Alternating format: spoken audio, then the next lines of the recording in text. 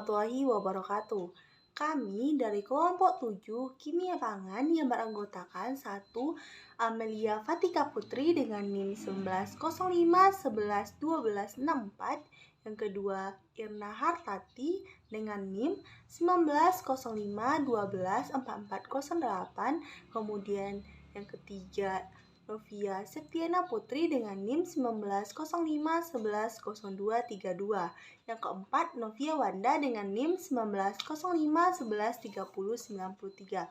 Nah, kami dari kelompok 7 akan membahas tentang zat aditif lainnya, yaitu zat pemucat atau pemutih, surfaktan, asidulan atau zat pengasam, zat pengembang adonan, serta zat pengawet. Nah, yang pertama, saya Novia Wanda dengan NIM 1905 11 30 93 akan membahas tentang zat pemucat atau zat pemutih. Nah, zat pemucat atau zat pemutih ini banyak digunakan dalam penggunaan bahan dapur. Nah, berapa contoh bahan pemutih yang biasanya digunakan dalam pemutih makanan seperti benzoil, peroksida, kalium, bromat, kalium iodat, dan juga asam askorbat. Nah, zat pemutih tersebut dapat mengoksidasi pigmen karotenoid makanan sehingga makanan bisa menjadi putih. Demikian juga dengan bumbu-bumbu dapur.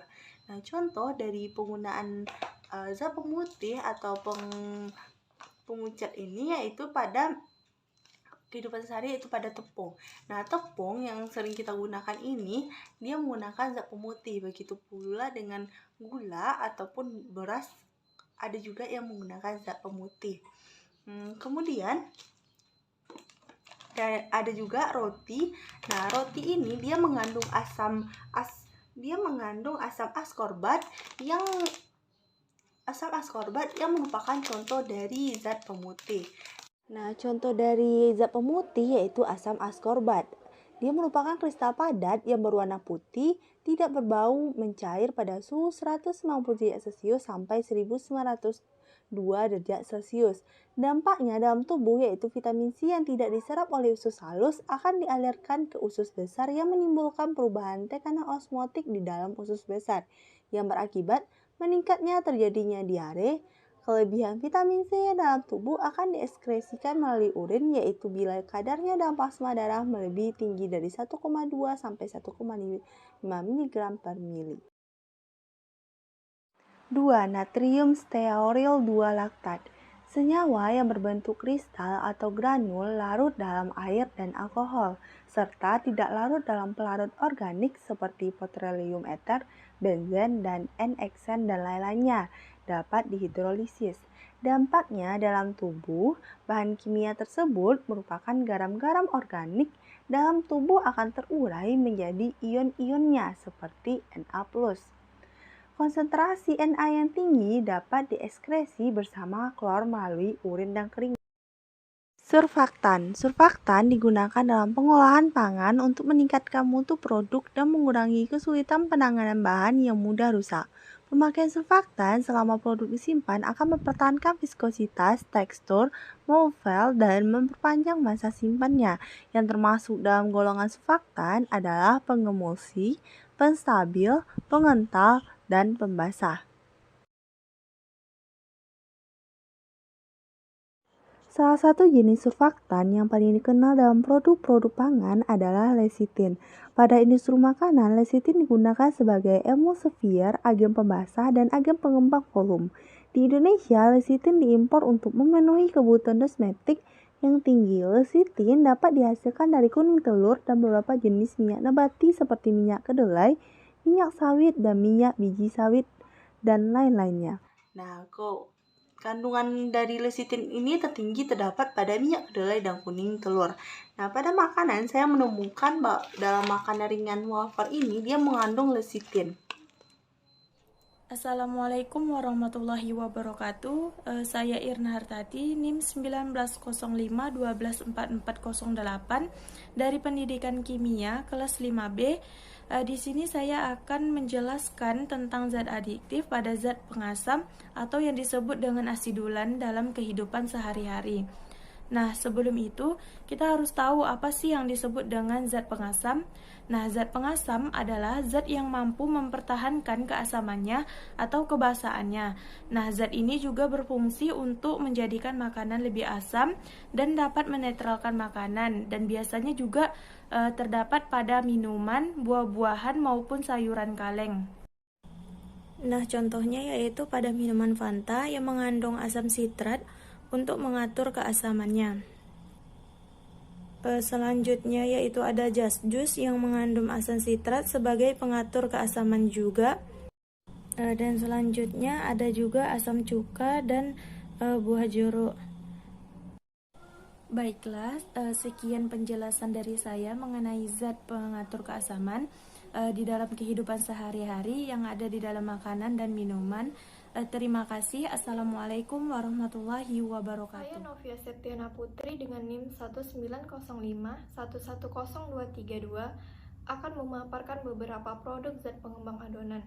Nah, sebelum kita mengetahui beberapa produk dari zat pengembang adonan itu sendiri, alangkah lebih baiknya kita mengetahui pengertian dari zat pengembang adonan itu sendiri, di mana zat pengembang adonan merupakan zat kimia yang akan terurai dengan menghasilkan gas dalam adonan roti.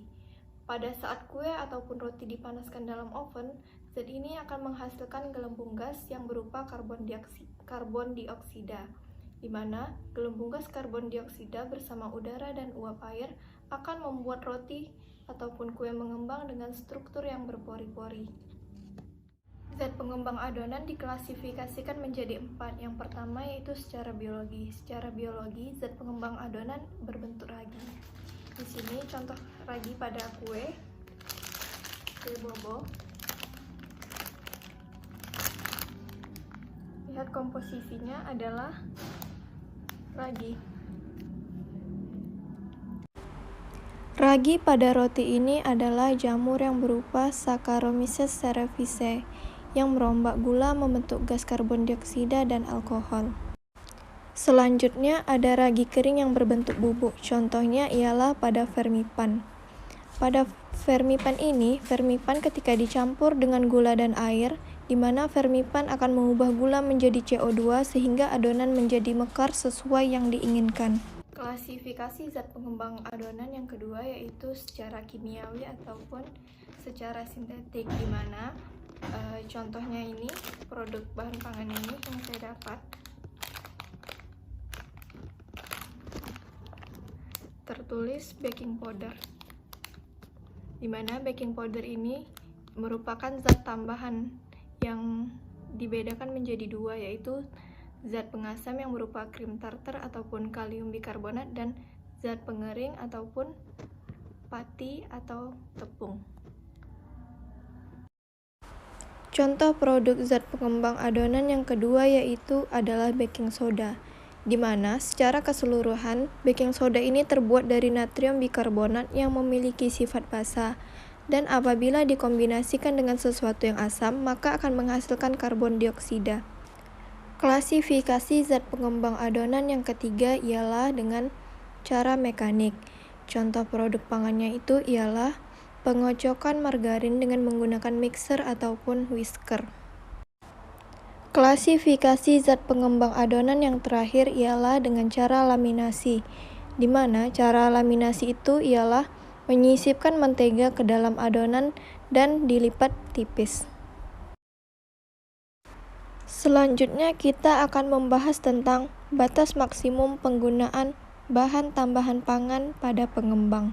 Berikut akan saya lampirkan beberapa foto untuk batas maksimum. Baiklah, di sini saya akan menjelaskan mengenai zat pengawet atau bahan pengawet yang terkandung pada makanan dan juga minuman.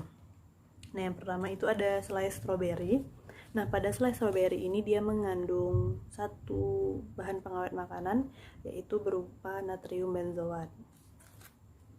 Selanjutnya itu ada keju dan juga roti. Nah, pada keju dan juga roti ini dia itu mengandung 2 bahan pengawet, yaitu berupa kalium sorbat dan juga nisin. Nah, selanjutnya ada sosis. Nah, pada sosis ini dia mengandung dua juga bahan pengawet atau zat pengawet, yaitu yang pertama ada kalium sorbat dan juga natrium nitrit. Selanjutnya itu ada apple juice atau apple juice ini. Nah, pada apple juice ini sendiri dia itu juga mengandung dua bahan pengawet, yaitu yang pertama itu ada natrium benzoat dan juga ada kalium sorbat.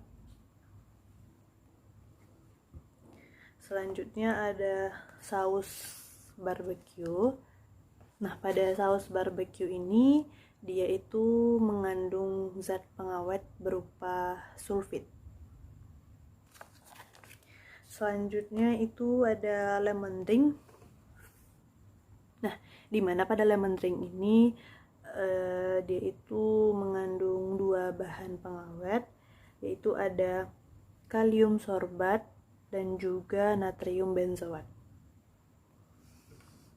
Nah, yang terakhir itu ada saus sambal. Nah, pada saus sambal ini sendiri dia itu mengandung dua juga bahan pengawet di dalamnya, yaitu berupa natrium metabisulfit dan juga natrium benzoat. Nah, untuk bahan pengawet yang digunakan pada produk yang telah ditunjukkan sebelumnya itu yang pertama ada kalium sorbat. Nah, kalium sorbat ini bisa dikatakan sebagai pengawet yang aman digunakan untuk berbagai jenis produk.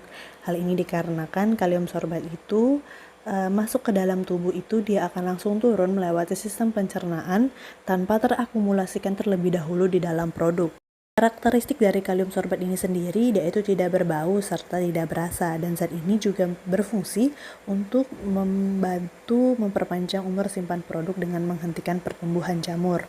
Nah, untuk dosis dari kalium sorbat ini sendiri itu bisa berbeda-beda pada setiap orang. Hal ini itu tergantung pada usia, jenis kelamin, tingkat keparahan penyakit, dan kebutuhan masing-masing orang. Nah, untuk dosis dari kalium sorbat ini sendiri itu sebesar 25 mg per kilogram berat badan per harinya. Sedangkan untuk makanan olahan sendiri, itu pada keju, penggunaan batas maksimumnya itu ada 3000 mg per kilogram, dan untuk sosis ada 1000 mg per kilogram. Untuk efek samping yang ditimbulkan dari kalium sorbat ini sendiri, itu akan mengakibatkan alergi, iritasi pada kulit, ruam, dan juga gatal. Natrium benzoat merupakan pengawet yang bekerja dengan menghambat pertumbuhan bakteri, jamur, dan mikroba lainnya yang berpotensi bahaya pada makanan dan minuman. Pengawet jenis ini merupakan pengawet makanan yang kontroversial. Salah satu perhatian yang terkait penggunaan pengawet ini adalah bahan ini dapat berubah menjadi benzena yang merupakan sebuah karsinogen. Meskipun begitu, pada kadar rendah yang ditemukan pada makanan ataupun minuman masih dianggap aman. Natrium benzoat sendiri dia tidak akan terakumulasi di dalam tubuh, dan pengawet ini akan dicerna dan dikeluarkan melalui urin dalam 24 jam setelah dikonsumsi. Untuk dosis dari natrium benzoat ini menurut SNI itu 1 gram per kilogram, sedangkan menurut WHO 0-5 mg per kilogram berat badan. Nah, untuk penggunaan pada selai itu batas maksimumnya itu sebesar 1000 mg per kilogram, dan untuk pada sari buah itu 600 mg per kilogram. Natrium nitrit sangat penting dalam pencegahan pembusukan pada pengolahan daging. Natrium nitrit bisa juga berfungsi sebagai bahan pembentuk faktor sensori, yaitu warna, aroma, dan cita rasa. Pengawet sulfit pada makanan dan minuman bisa membuat makanan atau minuman lebih awet dan tidak cepat berubah warna, meskipun terpapar udara bebas. Natrium metabisulfit merupakan sebagai anti-browning yang sudah digunakan pada berbagai buah dan juga sayuran. Natrium metabisulfit ini dia teroksidasi menjadi sulfit dan diekskresikan dalam urin. Nisin merupakan bahan pengawet yang dihasilkan oleh bakteri asam laktat atau BAL yang disebut dengan bakteriosin. Nah, bahan pengawet ini banyak diaplikasikan untuk produk pangan karena kemampuannya menghambat bakteri. Sekian video dari kelompok 7. Mohon maaf apabila ada kesalahan. Saya tutup.